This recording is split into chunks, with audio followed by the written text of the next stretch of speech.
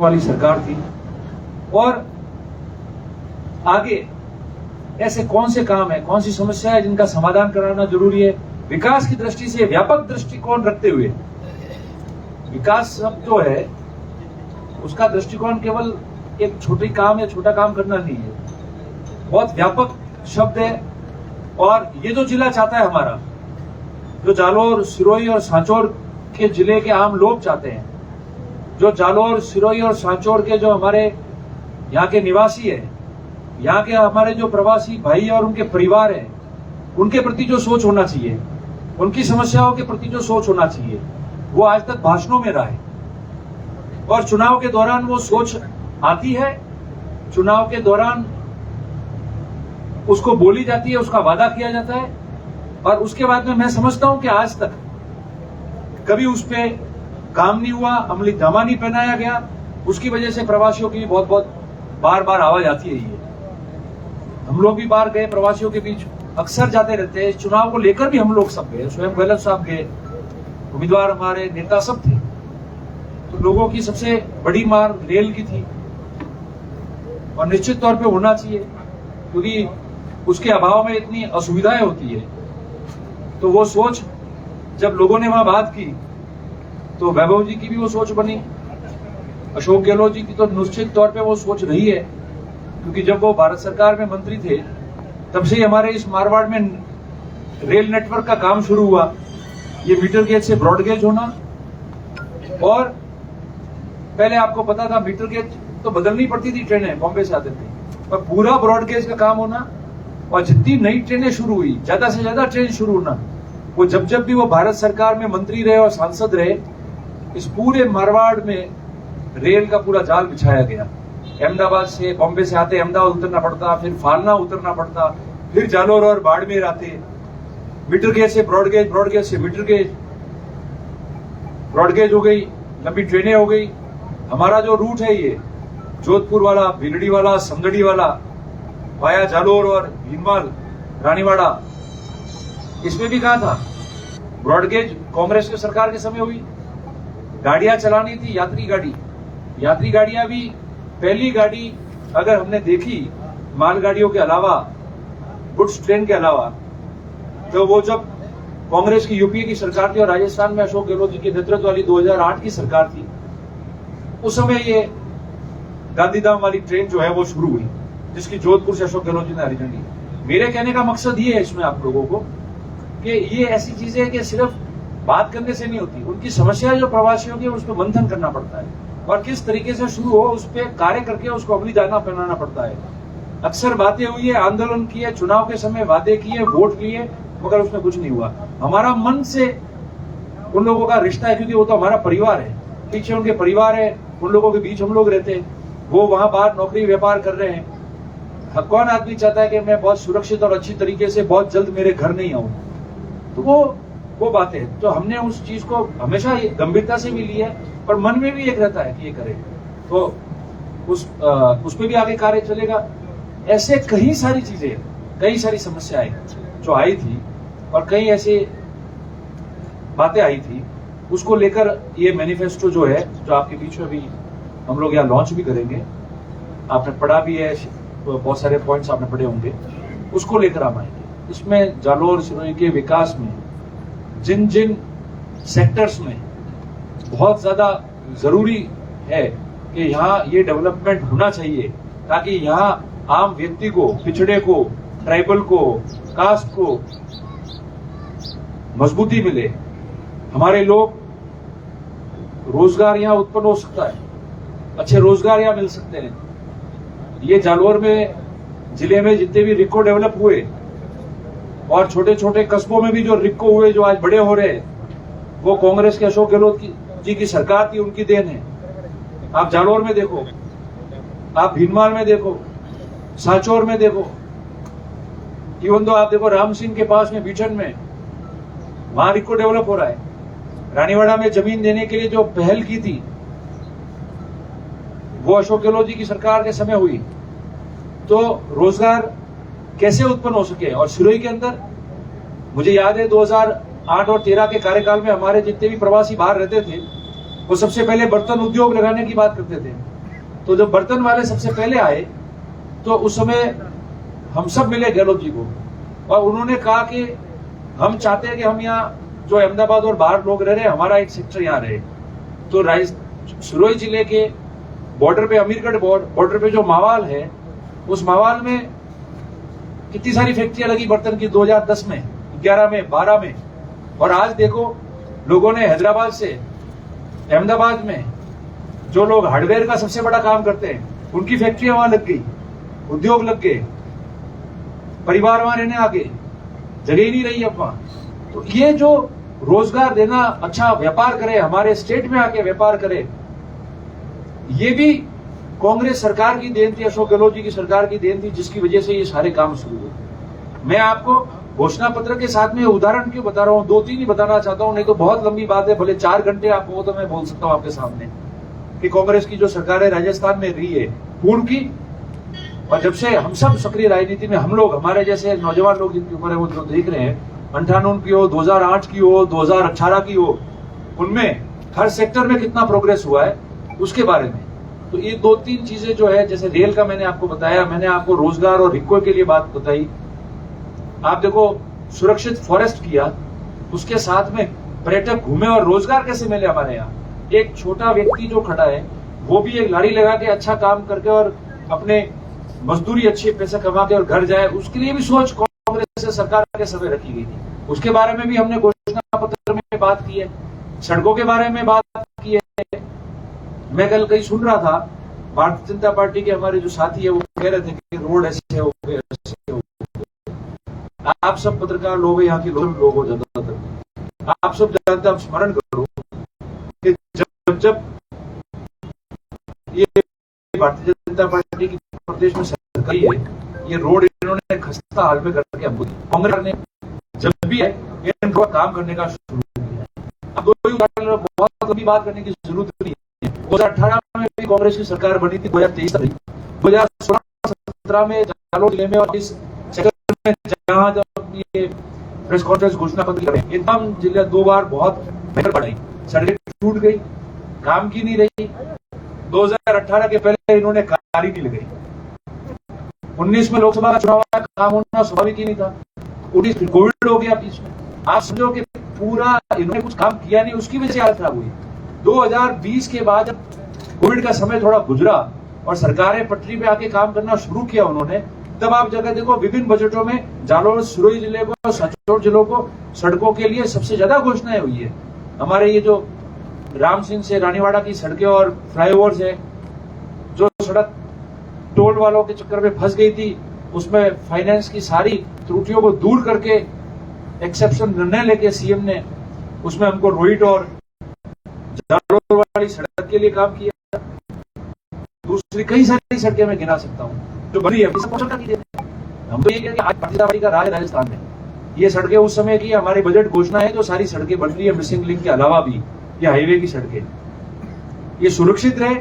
थोड़ी खराब हो तो या टाइम पे उनको रिपेयर करा दो ताकि वापस हमको तकलीफ नहीं देखनी पड़े। आपको पता ही है अगली बार कांग्रेस सरकार आएगी, आप वापस तोड़ के दोगे तो जीवन भर हम सबको भी ये काम करना पड़ेगा जो तुम बिखेर के डेरा को दोगे और वापस जमाना पड़ता है, तो इसी में लोगों का भी समय निकल जाता है। तो इस घोषणा पत्र के अंदर आप सबने देखा कि सारी चीजें जो है उसका आपको व्यापक बता दिया है। ये सोच होनी चाहिए, ये सोच आज तक डेवलप नहीं हुई। भाषण में हम कहते हैं क्योंकि राजनीति का एक भाग हो गया वो, मगर संकल्प पत्र, मैनिफेस्टो हो, घोषणा पत्र हो, वचन पत्र हो, और उसको आप लोगों के बीच में, सीनियर सिटीजनों के बीच में, स्वयंसेवी संस्थाओं के जो लोग यहाँ विराजे हैं उनके बीच में, आप सब साथियों को साथ लेकर आपके माध्यम से जालोर, सांचौर और सिरोही के लोगों के बीच में इस वचन पत्र को लॉन्च करना अपने आप में एक बड़ी सोच बताती है। जब किसी व्यक्ति की सोच ऐसी होती है कि मैं यहाँ घूम रहा हूँ, लोगों से वोट मांगूंगा, लोग मुझे आशीर्वाद देंगे, चुनाव जिताएंगे, तो उसके बाद में मैं क्या करूंगा, वो लोगों के सामने आना चाहिए। जमाना बदल गया है, अब लोग चाहते हैं कि आप हमारे लिए क्या करोगे, हमारे गाँव के लिए क्या करोगे। मॉडल गाँव की बात इसमें कही गई है। मॉडल गाँव क्या है उसका डिस्कस दे रखा है, किस प्रकार से हम काम करेंगे और नए लोगों की, यंग लोगों के कांग्रेस पार्टी में हम लोग जो हमारे कैंडिडेट वाले चुनाव लड़े हो, जो जीते हो, एमएलए हो, एमपी आप को भेजोगे, तो इस समस्त लोग जो है नौजवान लोगों की टीम है, एक उम्र रहेगी कि हमारा काम है मन में कि जालोर, सिरोही और शाहपुर के लोगों के लिए अच्छी सुविधा मानना है कि कांग्रेस सरकार ने काम कराए, school, pension, hospital, medical college, सड़कें और इतने हो गए, सारे बड़े हो गए, पीएससी, सब सेंटर्स, ये सब कांग्रेस के टाइम में हुए हैं। तो आप समझो कि जब कांग्रेस की सरकार आई, विकास के दृष्टिकोण से कभी भी जालोर से शाहपुर कोई ऐसा काम नहीं रखा। नर्मदा का पेयजल का पानी के बारे में बात की है, ये पेयजल की योजना कैसे, पानी कहां से, नर्मदा का पानी पिलाने की सोच जो थी वो 2003 में तक का जो कार्यकाल था अशोक गहलोत जी की सरकार का, प्रथम बार जब वो मुख्यमंत्री बने तब वो शुरू हुआ कि पानी पीने का हमको यहाँ लाना है। और सबसे पहले वहां साचोर की मीठी बेरी से नींव रखी गई थी उसकी।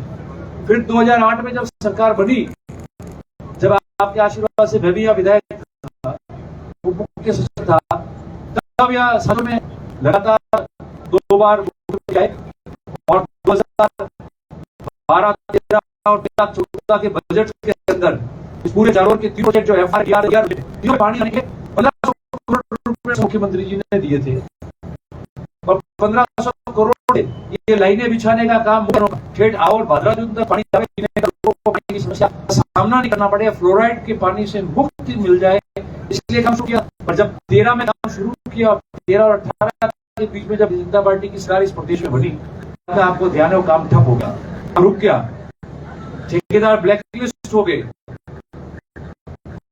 ठेके लेने के चक्कर में, और नए सिरे से काम शुरू करना, अब वो काम शुरू हुआ और जेएमएम के माध्यम से अब शुरू हुआ घर घर नल पहुंचाने का। आज भी पाइपलाइन बिछाने का काम पूरा नहीं हुआ है, पानी जा नहीं रहा है, दूसरों का भी अभाव है। इसलिए हम लोगों ने आपको कहा कि जब तक पूरा काम नहीं हो, ग्राम पंचायत के लोग एनओसी नहीं दे, उस पानी आके प्रत्येक घर में जहां तक नल चाहे पानी आए, उसके लिए हम लोग मिलकर जो है संघर्ष करेंगे। और पानी के बारे में जो हमने संकल्प किया है, हमने हमारे मैनिफेस्टो में भी कहा है, उस काम को भी हम आगे उठाएंगे। तो मेरा कहने का मतलब है, मैंने आपको पूर्व में भी कहा कि इस मैनिफेस्टो के बारे में, और मैनिफेस्टो में हर एक सेक्टर के बारे में जो हमने लिखा है और हर एक पॉइंट ने दिया है कि कैसे विकास करेंगे, उनको उदाहरण के साथ में कि कांग्रेस की सरकारों ने क्या क्या किया है, मैं आप सबको जो है लगातार 2-4 घंटे तक ब्रीफिंग करके उसको दर्शा सकता हूं, बता सकता हूं। और आप सब जानते हैं चुनाव है, सब आपका है, मैनिफेस्टो सब लोगों को मिल जाएगा। तो समझता हूं कि एक बार आप जब पूरा मैनिफेस्टो पढ़ ले, तो चुनाव 26 तारीख को है, हम और आप लगातार भी मिलते रहेंगे, हमारा संवाद होता रहेगा। तो कोई भी ऐसी बात हो जो आप पूछना चाहते हो, बताना चाहते हो, तो उसके लिए बिल्कुल ओपन हाउस है, खुला रहेगा मामला। और ऐसा कोई अच्छा सकारात्मक और नया सुझाव, रचनात्मक कार्य जो होता है, और कोई ऐसी समस्या है कि बहुत सारी चीजें होती है छूट जाती है, और आपको लगे कि ये तो मस्ट ये होना चाहिए, तो हमारे उम्मीदवार की तरफ से बिल्कुल खुला है, हम सब कांग्रेस के नेताओं की तरफ से खुला है। आप जो भी सुझाव देंगे उसको और भी हम हमारे साथ में शामिल रहेंगे। और आने वाले समय में जब आप इनको आशीर्वाद देके यहाँ की जनता जिता के भेजेगी, तो आगे जो भी कार्य हम जैसा करेंगे, तो इस मैनिफेस्टो के अतिरिक्त भी जो सुझाव अभी चुनाव के समय हमारे ध्यान में आएंगे, उस पर निश्चित तौर पे हम काम करेंगे। यही हमारा संकल्प है। ये जो मैनिफेस्टो हम दे रहे हैं और जो सुझाव हमको आएंगे लोगों से, उसके माध्यम से और उसी रूप से हम लोगों की सेवा करेंगे। और मुझे खुशी है कि कांग्रेस ने इस मामले में लीड ली। यही दायरा होता है अपनी सोच का, यही व्यापक दायरा है जब व्यक्ति क्या सोचता है, संगठन क्या सोचता है, पार्टी क्या सोचती है, संस्था क्या सोचती है, किस रूप से वो लोगों की और क्षेत्र के विकास की और सेवा करेगी, यही होता है। और ये सोच आज इस रूप में डेवलप होके, और आज हम इस घोषणा पत्र का यहाँ आप लोगों के सामने लॉन्च कर रहे हैं, विमोचन कर रहे हैं और लोगों के बीच में आपके माध्यम से भेज रहे हैं, तो ये अपने आप में सोच बताती है कि कांग्रेस और बीजेपी के अंदर क्या फर्क है। हम केवल वोट मांगने या भाषणों तक सीमित नहीं रहना चाहते। पढ़ा लिखा नौजवान व्यक्ति जो भी होता है, जो जनसेवक होता है, और मैं समझता हूं कि अगर कोई व्यक्ति कम भी पढ़ा हुआ है तो सोच व्यापक होती है, तो वो उसके पार्टी और संगठन के माध्यम से कहता है कि हमारी सोच इसको बताना चाहिए। हम जहां में जाए और वादा करके आए, वो एक राजनीतिक स्टंट भी बताया जा सकता है भविष्य में। मगर हम हमारी सोच और लोगों के लिए क्या करना चाहते हैं, वो जब एक किताब के रूप में जो पवित्र ग्रंथ बन जाता है, जो हमारी सोच है, जो लोगों के लिए है, और जब वो घोषणा पत्र हम लॉन्च करते हैं और आप लोगों के बीच में आपको देते हैं, तो उससे सब लोग बंध जाते हैं। और ये दर्शाता है कि व्यक्ति और पार्टी कितना बड़ा यहाँ के लोगों को रामजन के लिए सोच रही है, विकास की दृष्टि से कितना बड़ा सोच रही है। ये बातें होती है, इसको लेकर हम आपके बीच में आए। व्यक्तिगत तौर पे भी हम सबको, मैं भी इतने वर्षों हम लोग राजनीति में आप लोगों के आशीर्वाद से चॉइस काम करते हैं। ये व्यक्तिगत तौर पे हर पार्टी के लिए, लोकसभा के लिए नई पहले और एक नया उदाहरण है, जो आने वाले समय में आप इसका अनुसरण कई लोग करेंगे, जो अपना मैनिफेस्टो निकाल के और उसको बाहर लॉन्च करेंगे, घोषणा करेंगे कि भाई चलो मैनिफेस्टो निकाला था इन लोगों ने और लोगों को वादे किए थे और कहा था कि कोई छूट गया वो भी देना, हम उस पर भी काम करेंगे। तो हम लोगों को भी ये करना चाहिए। एमएलए के चुनाव में भी होगा। और आप मेरी बात को आज याद करना, जो यहाँ से शुरुआत हुई है, ये हमेशा के लिए उदाहरण होगा, उदाहरण पेश होगा, का अनुसरण करेंगे। और आने वाले समय में यहाँ बहुत सारे सरपंच बैठे हैं और जो आने वाले समय में सरपंच का चुनाव लड़ेंगे, वो भी अपना घोषणा पत्र लेके गांव में घूमेंगे कि जालोर, सिरोही, सांचौर में कांग्रेस पार्टी और वैभव गहलोत जी ने अपना घोषणा पत्र निकाला था, तो मैं भी घोषणा पत्र निकाल रहा हूं कि मुझे सरपंच बनाओगे तो ये काम ठीक हो जाएगा, ये काम करूंगा, इसको ठीक करूंगा, इसको वो करूंगा। तो गांव में विकास की बहुत संभावनाएं खुलेगी। अपने वचनों से वो सरपंच का उम्मीदवार बना हुआ रहेगा, सरपंच बनने के बाद वो बाध्य रहेगा वो काम करने के लिए। और लोग जब जाएंगे तो उसको गिनाएंगे कि ये आपने घोषणा पत्र निकाला, इस काम को आप पूरा करो। स्वच्छ विकसित राजनीति का दौर शुरू हुआ आज की घोषणा पत्र के लॉन्च होने से। हम इस तरह आने वाले समय में सरपंच और डेलीगेटों के चुनाव तक जो है स्वस्थ और विकसित राजनीति कैसे हो सकती है, लोगों की राजनीति कैसे होती है, लोगों को विकास जो चाहिए, उस मॉडल गांव ने लिखा है, उसका विकास कैसे हो सकता है, ये मैनिफेस्टो रहेगा। और उस दिन आप लोग याद रखोगे कि आज सरपंच का उम्मीदवारों ने अपना घोषणा पत्र लॉन्च किया, मैनिफेस्टो दिया। वैभव गहलोत ने कई बार जालोर, सिरोही, सांचौर के चुनाव के दौरान मैनिफेस्टो निकाला था।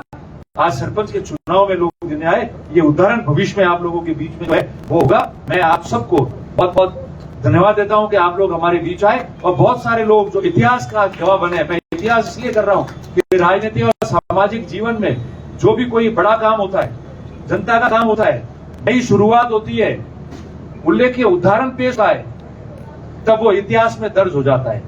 आज वैभव गहलोत जी का जो ये कांग्रेस पार्टी और वैभव गहलोत जी का जो ये वचन पत्र लॉन्च हो रहा है, जो घोषणा पत्र मैनिफेस्टो है, ये जो लॉन्च हो रहा है, ये हिस्ट्री बन गया है, इतिहास है, इतिहास में रहेगा और उसको याद रखा जाएगा, उसका स्मरण किया जाएगा। और जैसा कि मैंने पूर्व में कहा, जो राजनीति करके और छोटे छोटा चुनाव लड़ेगा, वो उसका अनुसरण करेगा, उसका उदाहरण पेश होगा और वो करेगा तो आम व्यक्ति और आम जन को फायदा होगा। तमाम लोग हमारे बीच में आए, आप पधारे, इस ऐतिहासिक पल का आप सब गवाह बने। मैं समझता हूँ कि इस घोषणा पत्र को लॉन्च करने के बाद और चुनाव जो जनता इनको आशीर्वाद देकर जिताएगी, उसके बाद हम सब लोग मिलकर अच्छा विकास करेंगे, इस घोषणा पत्र के अनुरूप करेंगे। और कुछ है और सुझाव हमारे पास आएंगे, हमारे उन सुझावों को हम और अमल में लाते हुए काम करेंगे। नौजवान लोगों की टीम है,